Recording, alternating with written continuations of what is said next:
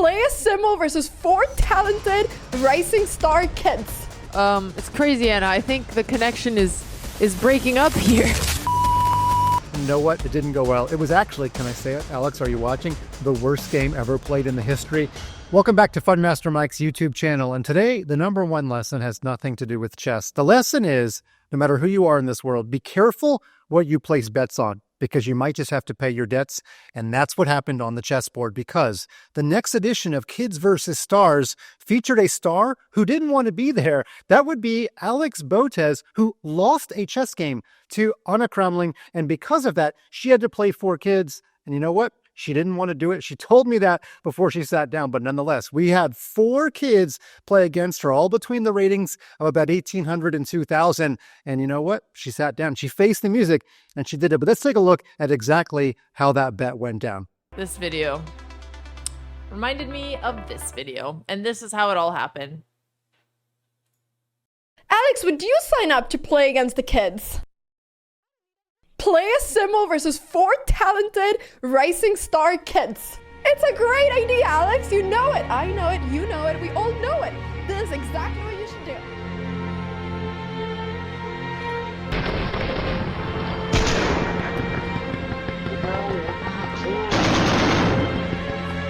Pretty good battle.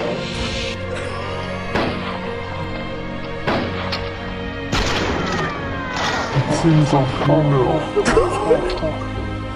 Sign up, sign up, sign up. Oof. It's crazy, Anna. I think the connection is breaking up here.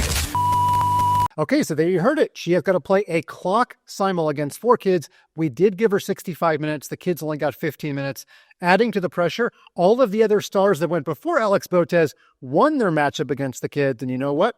Things did not start out so quickly, because take a look here at this opening game against her fellow countryman, Qian from Canada. And you know what? It didn't go well. It was actually, can I say it? Alex, are you watching? The worst game ever played in the history of this event, because here Black played d5. And instead of guarding the d pawn, which is the pawn that's going to be unsafe after pawn takes pawn and the queen hitting it, instead she guarded the c pawn. But that's a pawn you often gambit in these queen's gambit type structures. And she played b3. Now the problem is, after pawn takes pawn, you're just losing your d-pawn if you capture back. In fact, that's what you should do, though. You should actually guard your d-pawn with a move like knight f3 or something. I would rather gambit the b-pawn and at least keep control of the center of the chessboard. Instead, she took back, and then Ashley took on d4. This knight is now in danger, and here, she should probably play a move like rook c1 to get that rook off the diagonal. Instead, again, it's a simul. Her attention's a little distracted. She was probably a little bit rattled by losing a pawn.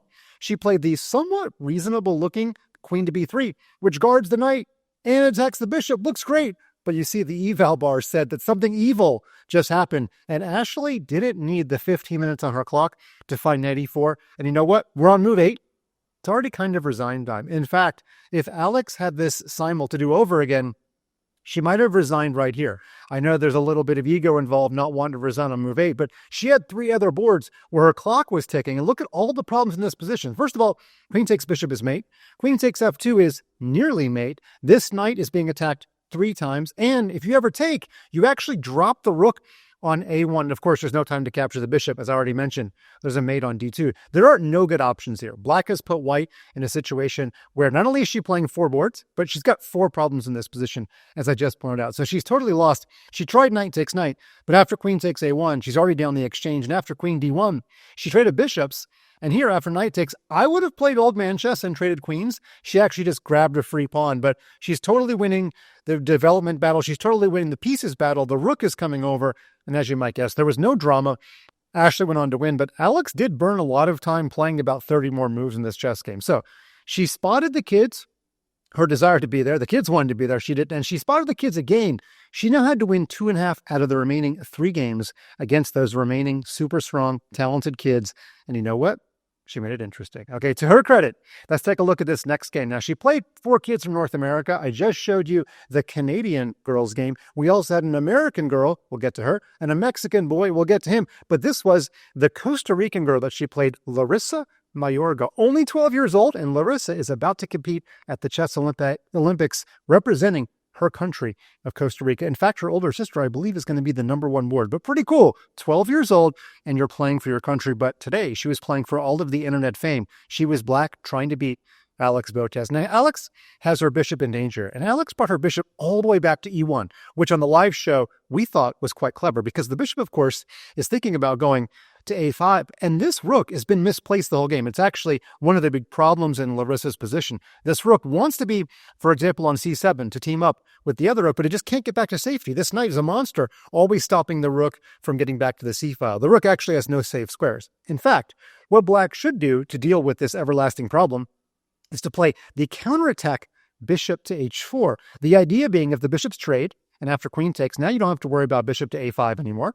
And if you go ahead and play bishop to a5, then black is, we'll just say, not worse after the knight jumps in. And even though this rook is lost, of course, we're forking the rook and the queen here, so white's going to lose the exchange as well. Black is totally fine in this position. That was a hard move to find, though. And instead, Larissa played the move knight f5. Now something comes that's really crazy.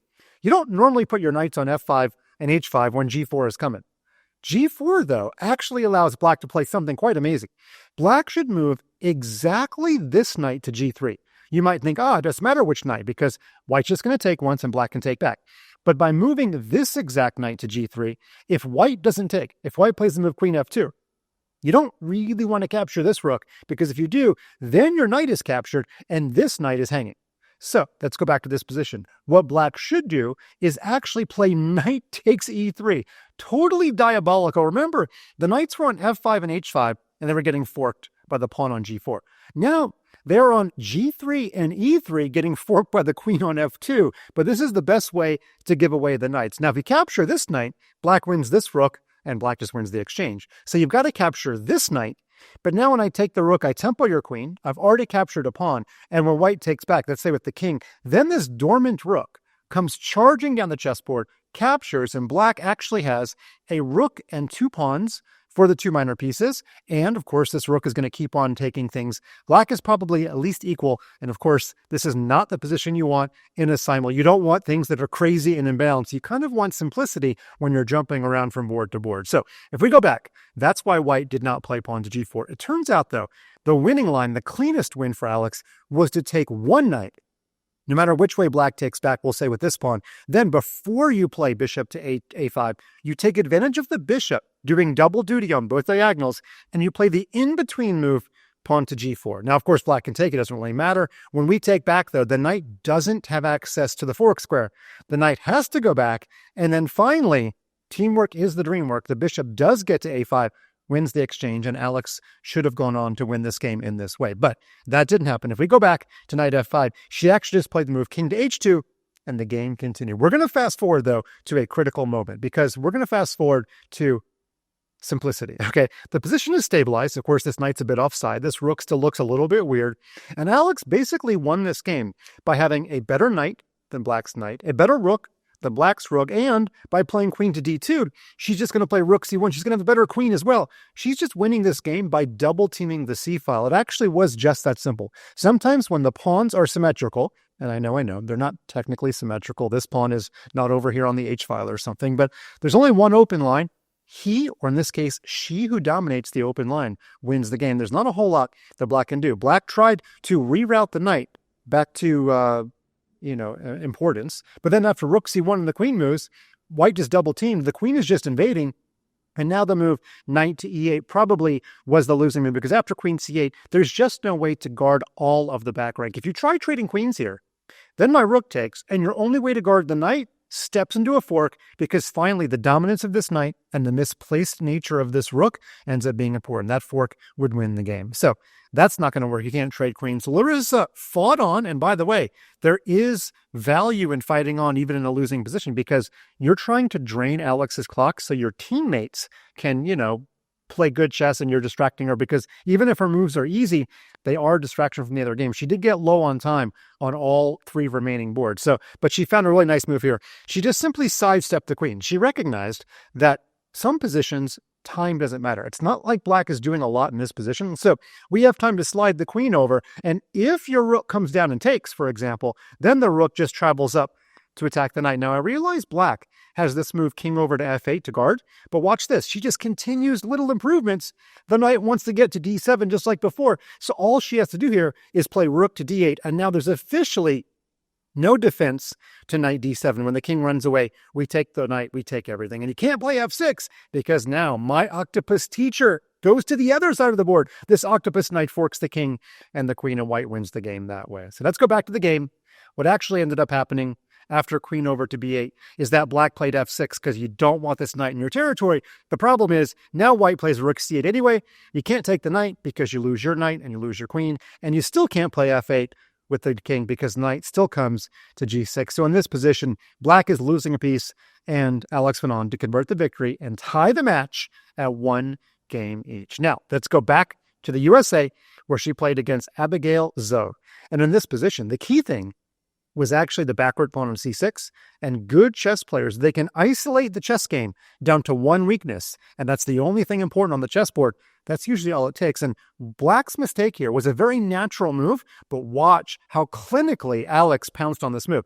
Black thought this knight is not so great, and the knight moved to the square e6, but this knight was actually backing up that knight. Why is that important? Well, remember how Alex valued her knight on e5 so much in the game I just showed you? Well, oops, she did it again, because she simply took the knight, and now because you can't take back with the knight, this knight is going to get to the e5 square, which means this pawn is going to be pounced on. Watch how focused she was on that weakness on c6. So black took back, the knight hopped into e5, the bishop needed defense, so the knight went back, and then she decided that this knight wanted to join the party, so she played pawn takes pawn, clearing out the b4 square for the knight. After rook takes, the knight went to b4, and then she says, okay, let's get some more pieces on the pawn. She puts the rook up to bring the queen behind the rook, and she does exactly that. She could have even gone for more and gone for Alekhein's gut and played rook c1, which would have been just a total model position for attacking a weakness in your enemy position and attacking a backward pawn as well.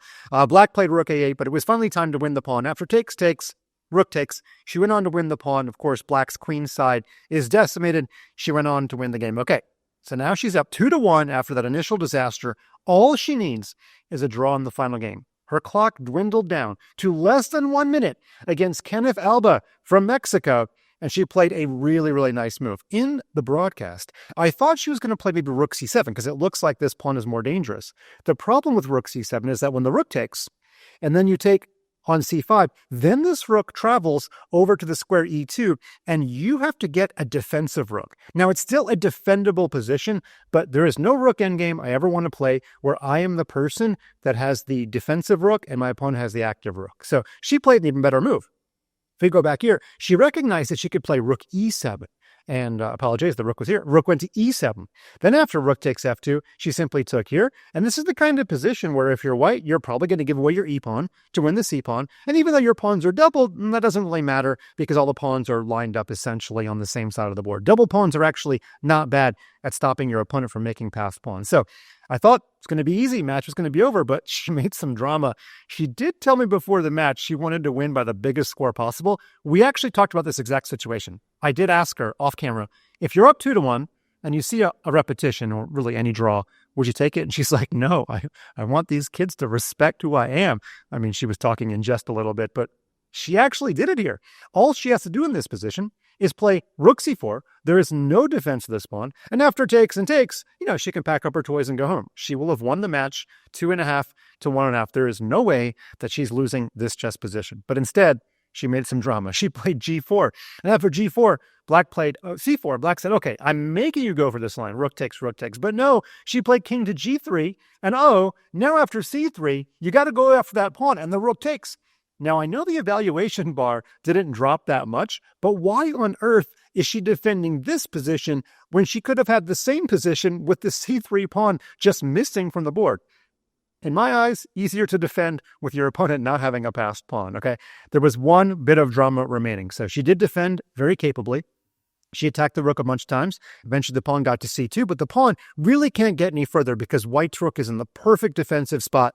Rooks want to be behind passed pawns. Whether you're the person with the passed pawn or defending, this rook has full mobility and yet keeps an eye on the pawn and the promotion square. So it is a holdable draw, but watch, there was one more dramatic moment where she could have messed up because eventually she traded her doubled pawn And in this position, she could have very well played king g6. Remember, she wanted to win by a big score. King g6 kind of at least gives lip service to a checkmate. I totally realized that this rook could move back to f8, but you're getting the semblance of a checkmate. But if she had played king to g6 here, then black would have played rook f6, forcing a trade of rooks.